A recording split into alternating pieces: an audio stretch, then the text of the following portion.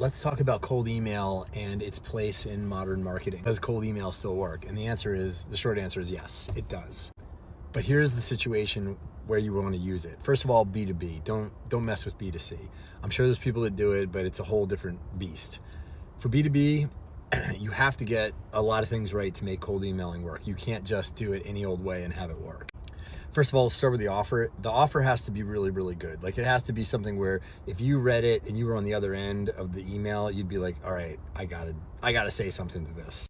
And the simple truth is that most people's offers aren't like that in email. They have these vague emails expecting that people are gonna just magically have interest in what they do. And I mean, you're basically sending them unsolicited email, which is legal, by the way, B2B. But if you're gonna do that, you better have something interesting to say. So yeah, I mean, I've responded to them. So you got to make them quality. And in order to do that, you have to have a great offer.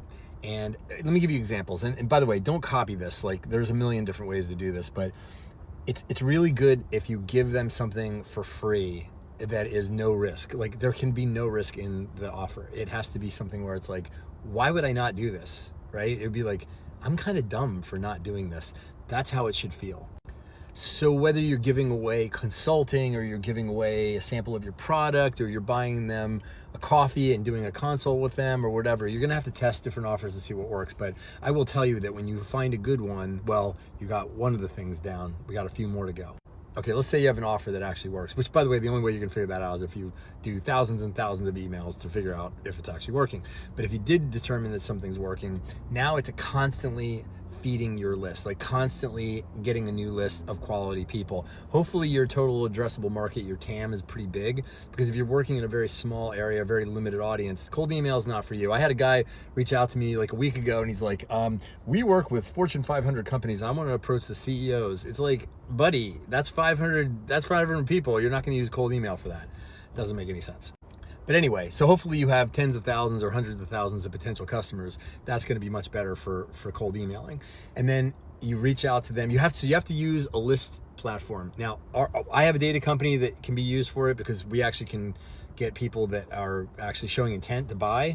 But regardless, like, I don't even just use my own data. I use other people's data too. So for example, Apollo.io is very popular, but that's a whole nother conversation about where to get lists. But you do need to get quality lists, and those lists should be as hyper specific as possible.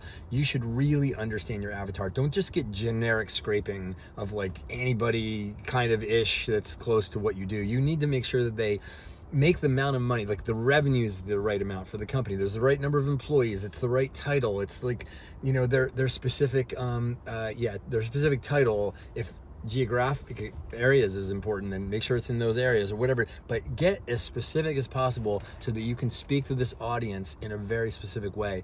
Because if it's a generic audience, basically success comes through the narrow door, not the wide door. So hyper specificity is really important. So you know your audience, you can speak to them directly. That's what's going to win in cold emailing. So now the mechanics. All right, this is a little nerdier. I'm not going to go off a long time on this, but you do have to have registered domains that are cold email domains. You have to have no more than a couple email inboxes per domain. Okay, so whether it's 2 or 3 max, I wouldn't go beyond that.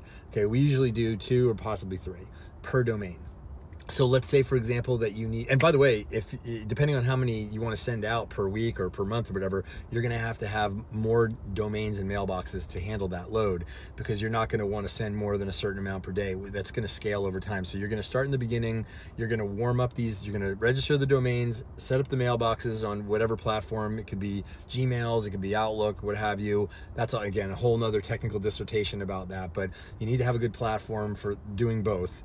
And then you need to warm them up, which warming up is basically the process of the inboxes getting legitimized on the internet so that they're not getting trapped in spam filters, and that takes time. And then as you send, once you warm them up, which is typically 3 weeks, by the way, once you start sending, then you want to start very low and slow, and then you want to ramp it up slowly over those first couple months. You don't want to just burn out these mailboxes, because once they're burned, and you're going to have to recreate new ones, and so that's a pain.